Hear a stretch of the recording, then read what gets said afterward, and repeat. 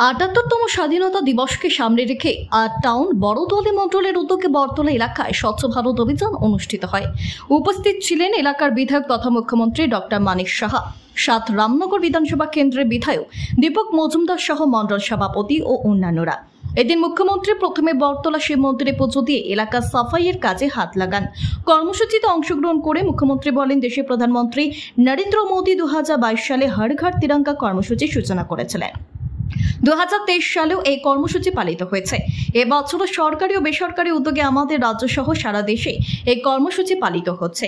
এর তাৎপর্য বিশ্লেষণ করতে গিয়ে মুখ্যমন্ত্রী বলেন, আমাদের দেশের স্বাধীনতার জন্য যারা আত্মবলিদান দিয়েছেন তাদের প্রতি শ্রদ্ধা জানাতেই এই ধরনের কর্মসূচি গ্রহণ করা হয়েছে।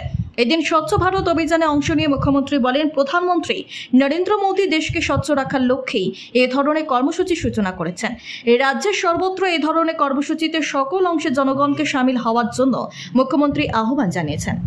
হর ঘর তিরঙ্গার এই যে স্লোগান মাননীয় প্রধানমন্ত্রীজি দিয়েছেন, তার মেইন উদ্দেশ্য হচ্ছে যারা আমাদের এই দেশের জন্য সার্বভৌমত্ব রক্ষা করার ক্ষেত্রে যারা বলিদান হয়েছেন তাদেরকে সম্মান দেওয়া।